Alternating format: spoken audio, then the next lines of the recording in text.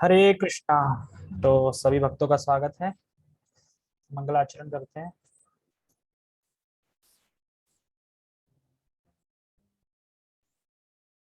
हरे कृष्ण। आज का बहुत छोटा श्लोक है, टाइम नहीं लगेगा। छोटा श्लोक है, कुछ है ही नहीं समझाने के लिए, एकदम इजी है। बिल्कुल खुशी हो रही है, तो कृष्ण प्रेम नहीं जगा। हरे कृष्णा। मंगलाचरण शुरू करते हैं। ओम अज्ञानतिमिरान्धस्य ज्ञानञ्जनशलाकया चक्षुरुन्मीलितं येन तस्मै श्रीगुरुवे नमः। श्रीचैतन्यमनोभीष्टं स्थापितं येन भूतले स्वयं रूप कदा मह्यं ददाति स्वपदिकान्तिकम्। वन्देऽहं श्रीगुरो श्रीयुतापदकमलं श्रीगुरून् वैष्णवांश्च श्रीरूपं साग्रजातं सहगण रघुनाथामृतं तं सजीवं साधुवेतं सावधूतं परिजन सहितं कृष्ण चैतन्य देवं श्री राधा कृष्ण पादान सहगण ललिता श्री विशाखान्वितांश्च।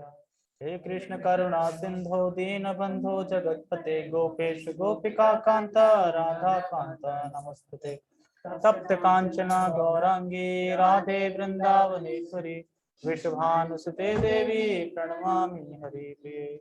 वाञ्छाकल्पतरुभ्यश्च कृपा सिन्धुभ्य एव च पतितानां पावनेभ्यो वैष्णवेभ्यो नमो नमः।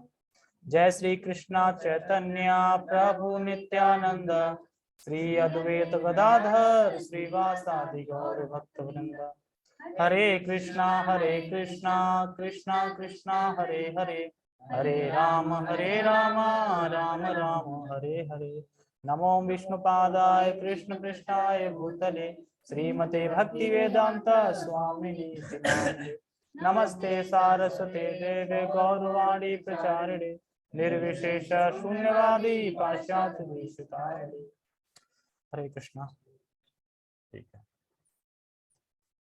भगवद गीता यथारूप अध्याय 6 श्लोक नंबर 4। कल बताया गया था कौन योग में आरूढ़ है और कौन योग रुच्छु है। रुच्छु से समझ में आ रहा है जो कि स्टार्टिंग करी है और रो रहा है एक तरीके से, जबरदस्ती भाग रहा है। अब आज के श्लोक में योग जो आरूढ़ है उसके क्या सिम्टम है वो बताए जाएंगे। ठीक है। सिम्टम मतलब क्या क्या चीज उसके अंदर है तब वो योग में आरूढ़ कहा जा सकता है। अगर वो सिम्टम अपने अंदर नहीं है तो हम योग में आरूढ़ नहीं है, और वो सिम्टम है तो योग में आरूढ़ है। यानी भगवान कोई संदेह नहीं छोड़ते, कोई डाउट नहीं छोड़ते कि बाद में कोई कहे योग में आरूढ़ है पर ये तो बताया नहीं क्या होता है इसके अंदर क्या नहीं। मतलब योग में आरूढ़ मतलब कुछ क्वालिफिकेशन भी होगी, उसके सिम्टम होंगे कुछ। तो भगवान सारा ध्यान रखते हैं कि कोई कहीं से डाउट ना छूट जाए। तो उसके सिम्टम बता रहे हैं उस व्यक्ति के जो कल दो बताए गए थे, दो में से योग आरूढ़ के। ठीक है। पहले श्लोक पढ़ते हैं। यदा हीनन्द्रियार्थेषु न कर्म स्वनश्यते सर्व संकल्प सन्यासी योग आरूढ़ उच्यते। यदा हीनेन्द्रियार्थेषु न कर्म स्वनश्यते सर्व संकल्प सन्यासी योग आरूढ़। ठीक है। अनुवाद। जब कोई पुरुष समस्त भौतिक इच्छाओं का त्याग करके ना तो इंद्र तृप्ति के लिए कार्य करता है और ना सकाम कर्मों में प्रवृत्त होता है तो वह योग आरूढ़ कहलाता है। तो इसमें कह रहा है इच्छाओं का इंद्र तृप्ति के लिए कार्य करता है, तो कह रहे हैं इंद्र तृप्ति के लिए कार्य करता मतलब वो इंद्र तृप्ति के लिए कार्य नहीं करता। तो कोई बोले अच्छा इंद्र तृप्ति के लिए कार्य नहीं करता तो सकाम सकाम कर्म तो करता ही होगा ना। फिर मान लो अभी नहीं चाहिए भोग, बाद में तो चाहिए। ऐसा होता है ना, अभी नहीं चाहिए बाद का बैलेंस बना लो भाई। एक्चुअली यहाँ तो पक गए इस जगत में रह रह के, तो कुछ यज्ञ वज्ञ कर लो, कुछ पूजा पाठ कर लो, क्या आगे भविष्य में स्वर्ग वर्ग मिल जाए, भोग कर ले। हम अभी तो भोग करने की शक्ति रही नहीं है, आगे चल के भोग कर लेंगे। तो कोई कहे चलो इंद्र तृप्ति तो उसने त्याग दी, तो क्या उसने सकाम कर्म ही त्याग दिया? सकाम कर्म जो सकाम कर्म बाद में मिल जाए भोग, कह रहे हाँ यस, उसने सकाम कर्म त्याग दिए। यानी जिसने प्रेजेंट में इच्छाओं को त्याग दिया है, प्रेजेंट में, और फ्यूचर को भी, फ्यूचर में कुछ इच्छा है ना वो भी त्याग दी है। तो इन दोनों को त्याग दिया है, वो योग में आरूढ़ है। जैसे मान लो कि कोई कोई कोर्स कर रहा है, मान लो कोई, ठीक है, अभी कोर्स कर रहा है तो अभी तो वो मेहनत कर रहा है, लेकिन फल तो बाद में मिलेगा ना, 4-5 साल बाद मिलेगा, नहीं मिलेगा। मान लो कोई इंजीनियर कर रहा है, कोई इंजीनियर कर रहा है तो 4-5 साल की जो भी पढ़ाई है अभी से कर रहा है वो, लेकिन क्यों कर रहा है, आगे फल देख रहा है ना। तो जो योग में आरूढ़ है वो ये भी नहीं देखता, मतलब प्रेजेंट में भी कोई इंद्र तृप्ति इच्छा नहीं है, और आगे फ्यूचर में भी नहीं, 5 तो खत्म ही हो गया, ठीक है, फ्यूचर में नहीं है। क्योंकि लोग बोल सकते हैं ना कि ठीक है इंद्र तृप्ति को त्याग है, ठीक है, लेकिन हो सकता है ना सकाम कर, मतलब सकाम की इच्छा बनी हो अभी भी, सकाम मतलब आगे चल के मिल जाए भोग। ऐसा होता है ना कि अब जिन्होंने खूब यहाँ पे पाए तो कराते नहीं, तो भंडारा कराते हैं, बड़े बड़े भागवतम कराते हैं, क्यों कराते हैं, यार ऐसा है मरने के बाद स्वर्ग तो मिलेगा कम से कम, वहां भोगेंगे, यहाँ तो भोग हो नहीं रहा है, ठीक है, और यहाँ शक्ति भी नहीं है। ऐसा कभी देखा है कि बहुत अच्छा बढ़िया खाना बना हो, अब पेट तो भर गया पर अभी भी मन है खाना खाने का कि अच्छा बना है, लेकिन पेट भर गया, आप खूब खाए जा रहे हैं तो कितना खाओगे, पेट से ज्यादा तो खा नहीं लोगे। तो वही है, तो यहाँ पे भोग तो है, अब भोग करने की शक्ति नहीं रही है, तो चलो बाद में करेंगे फिर, है ना, बाद में करेंगे, ऐसे समझ लो। तो वही बता रहे हैं यहाँ पे, इंद्र तृप्ति का कार्य नहीं करता मतलब तो सकाम कर्म कर लेता होगा, सकाम कर्म कर लेता होगा, नहीं सकाम कर्म भी नहीं करता। बहुत से लोग होते हैं जो कि सकाम कर्म करते हैं, मतलब आगे का अपने फ्यूचर इन्वेस्ट करने के लिए, फ्यूचर अच्छा रहे, थोड़ा कुछ मिल जाए, तो जैसे पूजा पाठ ये सब जो कराते हैं, LIC समझ लो, पूजा भाई LIC तो चलो ये पैसे मांगी, लेकिन वो है कि मरने के बाद, मरने के बाद भी तो कुछ होना चाहिए, नहीं तो नर्क मिलेगा, नर्क भले ही मिले। कुछ लोग होते हैं जिन्हें पता है कि मुझे नर्क मिलेगा, और फिर अच्छी चीजें भी कराते हैं कि चलो स्वर्ग तो मिलेगा कम से कम, नर्क है तो स्वर्ग भी है, दोनों चीज है। जैसे मेरे सर ही बोलते हैं हम तो नर्क जाएंगे, अब पता है ना उन्हें, मांस खाएंगे तो नर्क जाएंगे ही जाएंगे, वो करना पड़ेगा, लेकिन छोड़ नहीं पा रहे। के बारे में पता नहीं, पता है दिखाओ, हाँ देखिए फोटो दिखाई, लावा पिनाते हुए ऐसे करके कर रहे थे, मुंह देखा ना, मैंने कहा जो दारू पीता है ना, दारू उसे ना जलता हुआ लावा मतलब पिलाएंगे, तो सर के ऐसे करके हो गए, हंस रहे, मतलब कह रहे पता नहीं कैसे लावा पियेंगे, भगवान जाने। उन्हें विश्वास है एक्चुअली नर्क है, और जो बोला है वो मिलेगा, मिलेगा, लेकिन अपनी आदत, क्योंकि संगति है ना वहां की, ऐसी संगति की वजह से वो छोड़ नहीं पा रहे हैं। अगर मान लो वहां पे सब हरे कृष्णा डिवोटी हो जाए, अभी छूट जाएगा अपने आप, लेकिन अब मैं अकेला हूँ और मैं तो कुछ बोलता नहीं, एकदम बिल्कुल अलग ही रहता हूँ, बिल्कुल मतलब बोलता ही नहीं कुछ, तो ज्यादा प्रभाव नहीं पड़ेगा ना, क्योंकि ज्यादा लोग हैं उनको प्रभाव ज्यादा पड़ेगा, अब वो पहले से काम कर रहे हैं, ठीक है। तो कह रहे हैं कि बहुत से लोग यह करेंगे, स्वाहा स्वाहा करेंगे ताकि हमें भोग मिल जाए, क्योंकि अभी शक्ति नहीं है भोग करने की, हम आगे भोग करेंगे। तो ना तो प्रेजेंट में भोग की इच्छा है और ना फ्यूचर में, तो ऐसा व्यक्ति योग में आरूढ़ है, क्योंकि वो फ्री है, इच्छाओं से फ्री है। कुछ लोग ना इच्छाओं से फ्री नहीं होते, एक के बाद एक इच्छा आती रहती है, ये कर लें ये, मतलब फ्री नहीं हो पा रहा माइंड, वो इच्छा से फ्री है, कोई अब और कोई इच्छा नहीं है। इसका मतलब ये नहीं है कि अब आध्यात्मिक इच्छा नहीं है, मतलब मटेरियल डिजायर कोई नहीं है, स्पिरिचुअल डिजायर है, मटेरियल डिजायर नथिंग।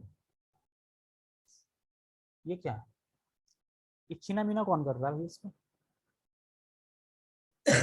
पेंसिल कर रहा है, ठीक है, पता नहीं कौन। ओके, ठीक है, तो इस श्लोक को एक बार समझते हैं। यदा ही इनेन्द्रियार्थेषु, मतलब जिसने इंद्र तृप्ति की इच्छा त्याग दी है। ऊपर की लाइन का मतलब क्या है, यदा ही इंद्रियार्थेषु, जिसने इंद्र तृप्ति की इच्छा त्याग दी है, ना कर्म स्वन सृजते, मतलब सकाम कर्म से भी वो निरक्त हो गया है, सकाम कर्म ही नहीं कर रहा है। ये नहीं है कभी इंद्र तृप्ति की इच्छा त्यागी तो सकाम कर्म कर रहा हो, नहीं सकाम कर्म ही नहीं कर रहा। फिर कह रहे हैं सर्व संकल्प सन्यासी, और समस्त भौतिक इच्छाओं को भी त्याग कर दिया उसने, समस्त भौतिक इच्छाओं को भी त्याग कर दिया है। तो फिर कह रहे हैं, तो फिर ऐसा व्यक्ति क्या है जिसने ये 3 चीज कर ली है, तो क्या है वो, योग आरूढ़स्थ दोच्यते। तो कह रहे हैं कि ऐसा व्यक्ति योग में आरूढ़ है।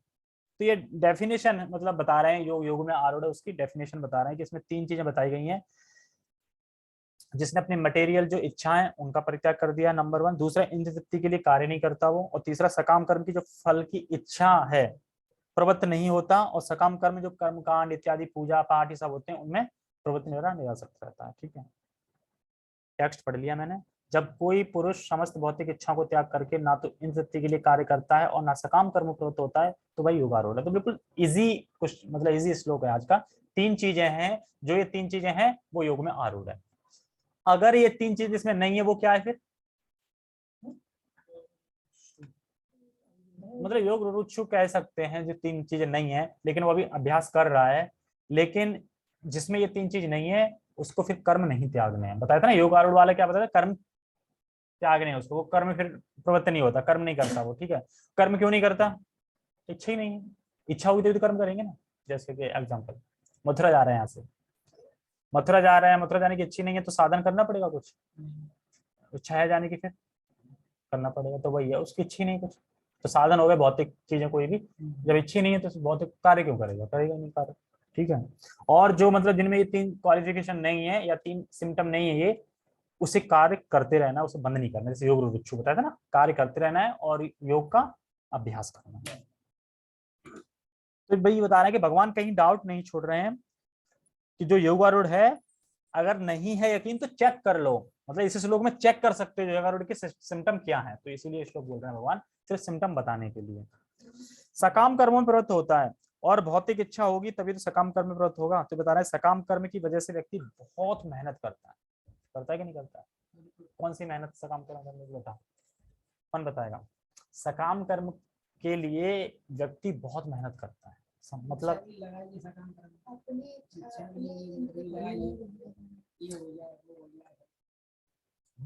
इच्छा बढ़ती रहती है, लगा रहेगा तो मेहनत करनी पड़ेगी।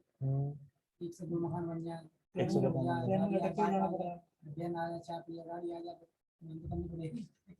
और अगर इच्छा ही ना हो फिर सकाम कर्म के लिए कुछ करेगा?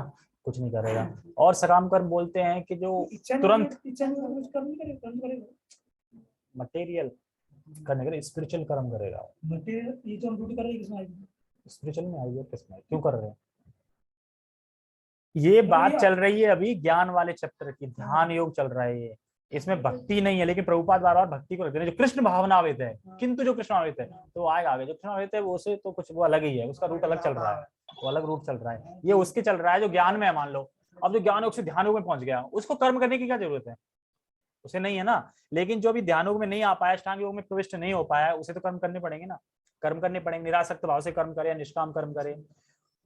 यहाँ पे जो कर्म करने की बात मना करी जा रही है वो मटेरियल कर्म करने की मना करी जा रही है, स्पिरिचुअल कर्म करने की नहीं। अब तुम्हें भगवान के लिए भोग बनाना तो खाना नहीं बनाओगे, तो मटेरियल है स्पिरिचुअल है?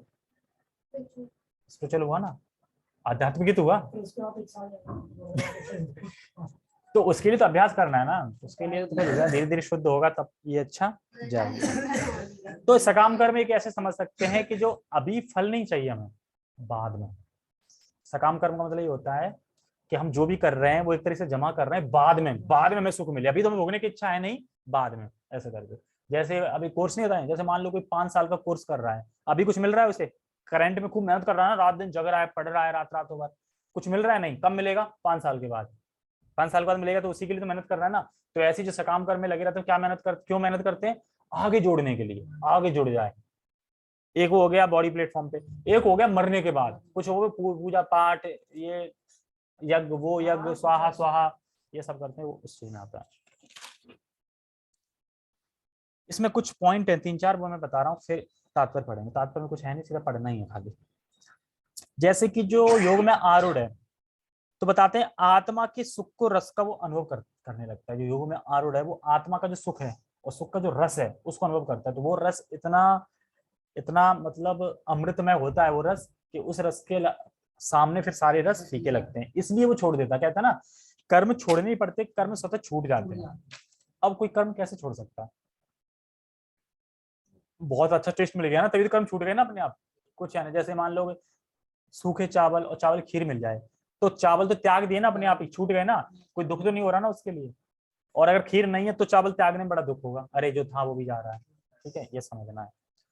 और इंद्र विषय मतलब रस, मतलब क्या है? जैसे यहाँ के रस क्या है, इंद्र विषय के रस होते हैं ना, जो रस रूप गंध इत्यादि से मिलते हैं, तो उनको प्राप्त करने के जो साधन है, उसने उसका भी त्याग कर दिया है। उससे भी उसे कोई इच्छा नहीं है। मान लो एक तो हो गया अपनी इंद्रियां हो गई, लेकिन इंद्रियों के साधन है ना, करोगे कैसे? मतलब हाथ से कुछ बनाओगे रस तभी तो खाओगे। तो उनके जो साधन है, मतलब उन साधनों का भी उसने, उसमें कोई रुचि नहीं है, उसको साधनों में कोई रुचि नहीं। जैसे मैंने बताया ना, वृंदावन जाना है तो इच्छा करी पहले, उसमें वो नहीं है। उसका साधन क्या है, उसमें भी रुचि नहीं है। तो जब इच्छा ही नहीं है तो साधन का बात ही नहीं। और भोग की इच्छा नहीं है, और भोग प्राप्त करने वाले जो साधन है उनका भी त्याग कर दिया उसने। भोग करने की इच्छा भी नहीं है, भोग करने के जो साधन है उसको भी त्याग दिया है। वो योग में आरूढ़ है। तो जैसे यहाँ मथुरा बता दिया मैं, ठीक है। तो आप पढ़ते हैं परपट। हाँ, प्रभुपाद ने परपट क्यों नाम दिया है? परपट प्रभुपाद के ही तो इसमें परपट आता है ना, बाकी सबकी तो टीका आती है, किसकी आती है वो सारार्थ दर्शनी आती है, किसी कुछ आती है, लेकिन प्रभुपाद ने परपट क्यों लिखा है? सब आचार्य टीका पढ़ के तभी तात्पर्य लिखते हैं सारा। हाँ तो तात्पर्य नाम क्यों दिया है ये पूछा। परपट क्या होता है वैसे हिंदी में? परपट की मीनिंग क्या होती है? मतलब तुम्हारी लाइफ का परपट क्या है, एक तरह से बोलते ना, क्या परपट है तुम्हारा, मतलब दिखाओ। तो वही, तो परपट इसलिए लिखा है कि जो आचार्यों ने समझाया है वो तो प्रभुपाद ने लिया ही लिया ही है, लेकिन हम अपने जीवन में कैसे धारण कर सकते हैं, कैसे समझ सकते हैं, अपने अपने जीवन को लेके कैसे लिंक कर सकते हैं, वो परपट और डाला है प्रभुपाद ने, कि ताकि कलयुग के लोग समझ सकें। क्योंकि अगर तुम गीता भूषण अगर परपट हटा दो, गीता भूषण टीका ले लो, तो उसमें परपट नहीं दिया, उसमें टीका दी है। टीका मतलब क्या है कि जो आचार्य ने बताया है उसको बस श्लोक को समझा दिया है, लेकिन श्लोक को समझाया वो तो लिया ही लिया है प्रभुपाद ने, लेकिन अलग से एक चीज और ली है कि कैसे तुम अपने जीवन पे मतलब एग्जाम्पल सेट करके मतलब कि कैसे समझ सकते हो उसको, इसलिए परपट दिया है, इसलिए परपट नाम दिया है प्रभुपाद ने अपने अनुवाद मतलब गीता का। ठीक है, ओके। जब मनुष्य भगवान की दिव्य प्रेमा भक्ति में पूरी तरह लगा रहता है तो वह अपने आप में प्रसन्न रहता है, और इस तरह वह इंद्र तृप्ति या सकाम कर्म में प्रवृत्त नहीं होता है। देखो प्रभुपाद सीधे भक्ति ले रहे हैं ना, पढ़ने से पता चल रहा है ना, ध्यान योग ये सब नहीं ले रहे, वो सीधा कृष्ण भावनामृत ले रहे हैं। ठीक है, एक सेकेंड मैसेज आया। दावा करना, परपट, परपट का मतलब दावा करना, दावा करना मतलब और खुल के बताओ ना, दावा करना मतलब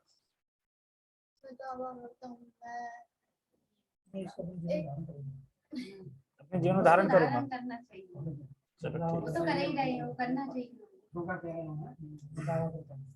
जैसे कभी तुमने देखा नहीं इंग्लिश में बोलते हैं आपकी लाइफ का क्या पर्पट है, ये बताओ, बोलते हैं ना पर्पट, क्या लाइफ का पर्पट है, तो बताया मेरा पर्पस बोलते हैं, पर्पस ही बोलते हैं। पर पर्पट मतलब कि पूरी जो लाइफ है ना तुम्हारी, मतलब मैं कहूँ कि तुम्हारी लाइफ का भी पर्पट क्या है, तो ये ना कृष्ण प्रेम है, कृष्ण से भक्ति करनी है, ये सब हमारा पर्पट। पर्पट मतलब एक तरीके से बता रहे हैं वही।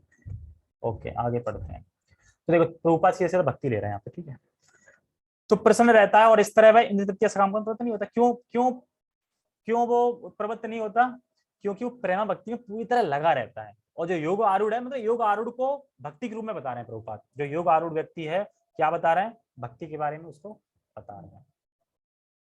दावा करना कि 100% श्योर, आई थिंक हो सकता है। ठीक है आगे पढ़ते हैं, देखते हैं बाद में। अन्यथा इंद्र तृप्ति में लगना ही पड़ता है। अच्छा क्यों लगना पड़ता है भैया, क्यों लगना पड़ता है इंद्र तृप्ति में? कह रहे हैं कि अगर कोई प्रेम भक्ति पूरी तरह नहीं लगा है तो भैया इंद्र तृप्ति में लगना ही पड़ेगा। क्यों लगना पड़ेगा, मतलब जबरदस्ती है क्या? मतलब इंद्र तृप्ति मतलब ये अगर वह प्रेम भक्ति में नहीं है, यानी कृष्ण की सेवा नहीं कर रहा है, तो वो इंद्र तृप्ति कर रहा है, इंद्र तृप्ति में लगना ही पड़ेगा। लेकिन बोले कि नहीं मैं ना कृष्ण की भी नहीं कर रहा हूँ, माया की भी नहीं कर रहा हूँ, तो ऐसा हो नहीं सकता, क्योंकि वो माया की कर ही रहा है। फिर वो बोल रहा है वो भी माया की वजह से ही बोल रहा है। तो यहाँ पे ये बता रहे हैं। देखो भक्ति एक और इसमें साइड पॉइंट बता रहे थे, भक्ति में भक्ति करते करते करते करते भक्ति इतनी अच्छी लगने लगती है कि अपने आप ही जो विषय हैं उनमें जो आसक्ति है वो खत्म हो जाती है। भक्ति करते करते करते भक्ति इतनी अच्छी लगने लगती है कि जो भी विषय है उनसे आसक्ति खत्म हो जाती है, निर्वृत्त हो जाते हैं। करते करते कुछ नहीं करना पड़ता, ऐसा नहीं कि अलग से कोई प्रयास करना पड़ रहा हो, कुछ प्रयास नहीं करना पड़ता, अपने आप हो जाता है, अलग से प्रयास करने की जरूरत नहीं है। और इंद्र तृप्ति करते करते करते करते तुम अपने आप को शरीर इतने मानने लगोगे और भगवान से इतने दूर हो जाओगे, उसके लिए भी तुम्हें कोई प्रयास करने की जरूरत नहीं, वो भी अपने आप ही हो जाएगा। मतलब अपने आप आसक्ति बढ़ती जाएगी विषयों में। तो दोनों अपोजिट है, मतलब माया की सेवा करेंगे तो विषय में आसक्ति अपने आप बढ़ती जाएगी, अलग से प्रयास करने की जरूरत नहीं कि मैं कैसे विषय आसक्ति बनूं, कैसे बनूं, अपने आप बन जाओगे तो। और भगवान की सेवा करते जाओगे तो ये नहीं कि मैं कैसे विरक्त हूँ इस दुनिया से, वो अपने आप विरक्त धीरे धीरे विरक्त होते जाओगे। ठीक है, नहीं होता, इसमें कहीं आया था नहीं होता, हाँ आया है। सकाम प्रवृत्त नहीं होता, नहीं होता का बता रहे हैं कि यहाँ उपस्थित सभी स्वर्ग तो कोई नहीं जाना चाहता होगा। जाना चाहता है कोई स्वर्ग यहाँ से? अच्छा नहीं लगता स्वर्ग? इंद्र का लोक है भाई। और वैसे बताऊं स्वर्ग का वर्णन सुना है? स्वर्ग का वर्णन कितना हैवी है। पृथ्वी लोक तो कुछ भी नहीं है स्वर्ग के आगे, और वैकुंठ लोक के आगे स्वर्ग कुछ भी नहीं। और सबसे टॉप मोस्ट तो गोलोक वृंदावन धाम है। अच्छा है, अब वो नारद की एक कथा और आती ना, कोई कहीं उतर गया अपने, अरे मेरे दादाजी दादाजी उतर गए दादाजी के वहां, अरे कोई स्वर्ग, वो इतना अच्छा भोग उतर गए। कोई अरे हमें तप करना था, ये अच्छी जगह है तप करने की, ब्रह्म लोग, कोई तप लोग, कई लोग नारद जी पहुंच गए, देखो भगवान मैं ले आया, सबको ले आया। अरे पीछे देखना कौन है, हैं? कोई नहीं, खाली है। देखा सब उतर गए अपनी अपनी इच्छा के अनुसार। तो जब तक ये इच्छा बनी रहेगी तब तक तो वो लोग नहीं पहुंच पाएंगे, तो इच्छा को पहले रखना पड़ेगा यहाँ पे। जैसे बताते हैं कि शास्त्र में बताते हैं कि धाम का और धामवास का बहुत अंतर पड़ता है। यहाँ की मंगल आरती और वृंदावन की मंगल आरती कुछ अंतर पड़ता है? क्यों? ये भी इस्कॉन है, वो भी इस्कॉन है। अच्छा, यहाँ की मंगल आरती और मायापुर की मंगल आरती है ना, धाम का वास अलग ही है, वहां पे अलग ही होता है। तो एक तरह से मतलब ऐसे टॉप मोस्ट वृंदावन की भी आरती, मंगल आरती बहुत अच्छी लगती है, क्योंकि वहां पे वो वाला गाया जाता है ना कि जो भगवान ने लीला करी थी, वो वाला गाया जाता है। वो कौन सा करके, हाँ है, वृंदावन में गाया जाता है। वृंदावन में गाया जाता है ना, वो बहुत अच्छा लगता है, ध्यान से सुनो तो बहुत अच्छा लगता है। वो पूरी लीला है ना कि कैसे लात मारी उसमें, मतलब उनकी जो बाल लीला है वो भी उसमें बताई गई, अच्छा लगता है मतलब। तो बाकी वही धारा, तो क्यों है तो दोनों इस्कॉन, कृष्ण है जो है, लेकिन धाम का इतना फर्क है कि वहाँ अच्छा लगता ही लगता है। और इसमें कह रहे हैं कि अन्यथा नृत्य में लगना ही पड़ता है। भाई क्यों लगना पड़ता है इंद्रवृत्ति में, हम नहीं लगना चाहते इंद्रवृत्ति में। तो बता रहे हैं इसमें, या तो कृष्ण की सेवा या माया की, अगर किसी की सेवा ना करें तो, कि नहीं कृष्ण की सेवा नहीं है तो माया की सेवा अपने आप ही है, कुछ करना नहीं पड़ता है, ठीक है। क्योंकि कर्म किए बिना कोई रह नहीं सकता, आगे ना, क्योंकि कर्म किए बिना कोई रह नहीं सकता। बिना कृष्ण भावना मृत्यु के मनुष्य सदैव स्वार्थ में तत्पर रहता है। देखो जो कृष्ण भावना नहीं है वो कहां तत्पर रहता है, स्वार्थ में, मुझे क्या मिलेगा, मेरा क्या फायदा है, जब तक मेरा फायदा नहीं होगा वो करेगा नहीं काम। और जो कृष्ण भावना होता है वो फायदा नहीं देखता, वो सिर्फ कृष्ण की तुष्टि के लिए कार्य करता है। किंतु कृष्ण भावना व्यक्ति कृष्ण की प्रसन्नता के लिए ही सब कुछ करता है। फलता वह इंद्र तृप्ति से पूरी तरह विरक्त रहता है। इंद्र तृप्ति से पूरी तरह विरक्त रहता है कैसे? 100% कनेक्ट होना स्वाभाविक है। जैसे कि हम जो जीव हैं, बद्ध जीव हैं, हमारा पहले से स्वभाव ऐसा है कि हम 100% शरणागत रहते हैं, 100% पहले से ही है। बस फर्क इतना कृष्ण में नहीं है, किसी और में है। अब मान लो लोग 100% मतलब सरेंडर नहीं है फैमिली पे, पूरी जिंदगी फैमिली को करते करते खिलाते खिलाते मर जाते हैं, ठीक है, भगवान का भजन नहीं करते, कुछ नहीं करते, पूरी जिंदगी फैमिली करते नहीं, 100% शरणागत है। तो ये स्वभाव पहले से ही रहता है इनबिल्ट है अंदर। और जैसे ही बस हमें क्या है, पर गलत जगह शरणागत कर रखी है, और जैसे हम भगवान की तरफ शरणागत कर देंगे, गेट लगा दो कर देंगे, तो फिर हो जाता है। और लास्ट पैराग्राफ में कह रहे हैं कि जिसे ऐसी अनुभूति प्राप्त नहीं है उसे चाहिए कि भौतिक इच्छाओं से बचे रहने का वह यत्रवत प्रयास करे। तो कह रहे हैं अगर मान लो कि अगर कोई ऐसी भौतिक इच्छाओं से जिसको बचना है, जिसमें मतलब विरक्ति नहीं है, जो योग आरूढ़ नहीं है, जिसमें विरक्ति नहीं है, तो कह रहे हो भौतिक इच्छाओं से बचने के रहने के लिए क्या करे, यत्रवत प्रयास करे, मतलब प्रयास करे, कुछ ना कुछ कार्य करे, तभी वह योग की सीढ़ी से ऊपर पहुंच सकता है। तो यत्रवत प्रयास करने का मतलब है कि जैसे कि थोड़ा बहुत भगवान की कहीं सेवा कर दी, भगवान मंगल आरती में चले गए या कुछ कर दिए, तो प्रयास कर रहे हैं थोड़ा बहुत, क्योंकि इंद्रिय से कैसे बचें, अपने आप को एंगेज रखेंगे भगवान की सेवा में तो इंद्रिय से बच पाओगे। तो मान लो कि जिसका भी इतना अधिकार नहीं है, तो अगर तुम जितना भगवान की सेवा में व्यस्त रखोगे अपने आप को, उतने इंद्रिय से बचते रहोगे, है ना। जैसे मान लो दोस्त यार आ गया, चलो यार मूवी देखने चलते हैं, अब तुम्हें बचना है वहां पे, तो कुछ भगवान कार्य या गीता पढ़नी है, कोई भी मतलब ऐसा अवॉइड करो कैसे भी करके कि मुझे ये फलाना फलाना कार्य करना बहुत इंपॉर्टेंट है, तो तुम उससे बच जाओगे इंद्रिय से। तो ऐसे बचना है। और कह रहे हैं कि तभी उस सीढ़ी के स्तर पे पहुंच सकते हैं। कैसे? प्रभुपाद जी योग आरूढ़ में भक्त को ही रख रहे हैं, मतलब योग आरूढ़ का बता रहे हैं पर रखे उसमें भक्त को ही रहे हैं। एक्चुअली देखा ना, पूरा पढ़ के समझ में आ रहा है ना, योग आरूढ़ व्यक्ति को भक्त में रख रहे हैं, एक तरीके से भक्त में रख रहे हैं। स्वाभाविक रूप से कृष्ण की सेवा में लगा है, वो भोगों में से विरक्त है, मतलब जो कृष्ण की सेवा में लगा है स्वाभाविक रूप से भोगों से विरक्त है। और जो नहीं वो प्रयास करे, और जो नहीं लगाया वो क्या बोल रहे हैं, यत्र प्रयास करे, जो नहीं लगाया वो प्रयास करे। कैसे? एक तो मैंने बताया वैसे, और दूसरा कर सकता है ना, सांस छोड़ो, सांस लो, ध्यान लगाओ, जो इस श्लोक में बताया रहा है, ध्यान मतलब ध्यान योग में ऐसे यत्र प्रयास कर सकता है, मतलब वो अपना प्रयास करे, सांस ले बाहर ले, अपान वपान ये सब चीजें करे, एक टांग पे बैठा रहे, मतलब ऐसे बैठा रहे, ये सब प्रयास करे फिर, क्योंकि अभी योगारूढ़ नहीं है ना, योगारूढ़ नहीं है तो फिर वो अपना ऐसे प्रयास करेगा। जैसे कह रहे हैं कि अगर न्यू डिवोटी को ऐसी सेवा मिल जाए जो उसके स्वभाव के अनुसार हो, तो उसका भी मन लग जाता है। क्या ना, अगर कोई नया नया भक्त में जुड़ा है और उसे ऐसी सेवा मिल जाए जो उसका स्वाभाविक पहले से स्वभाव था उसका, तो फिर बल्ले बल्ले, फिर तो उसका मन जुड़ जाएगा एकदम। लेकिन अगर अपोजिट सेवा मिल गई तो फिर थोड़ा स्ट्रगल करना पड़ेगा, थोड़ा टाइम लगेगा। तो अपनी सेवा को अगर दायित्व से करें तो बहुत रिलीजन मिलेगा, रियलाइजेशन मिलेगा। और भौतिक, और कह रहे हैं कि चीजें कुछ भी भगवान की सेवा में कुछ भी चीजें भौतिक होती नहीं, बस हमारी दृष्टि ऐसी है कि हमें भौतिक चीजें दिखती हैं, पर भौतिक चीजें होती कुछ नहीं, सारी स्पिरिचुअल चीजें होती हैं, जितनी भी आध्यात्मिक होती हैं भौतिक चीजें। और हम अपने स्वभाव को भगवान के संबंध में देखते हैं तो हम युक्त वैराग्य अपने आप ही कह रहे हैं, लोग के वैराग्य वैराग्य, अगर हम कोई भी चीज भगवान के संबंध में देख रहे हैं तो हम युक्त वैराग्य माने जाएंगे, क्योंकि तुम हर चीज को भगवान की सेवा में देख रहे हैं ना, तो युक्त वैराग्य होगा। और कुछ भी भौतिक नहीं है, हमारी दृष्टि ही भौतिक है। बस यही आज के श्लोक में, आज के श्लोक में कुछ खास नहीं था।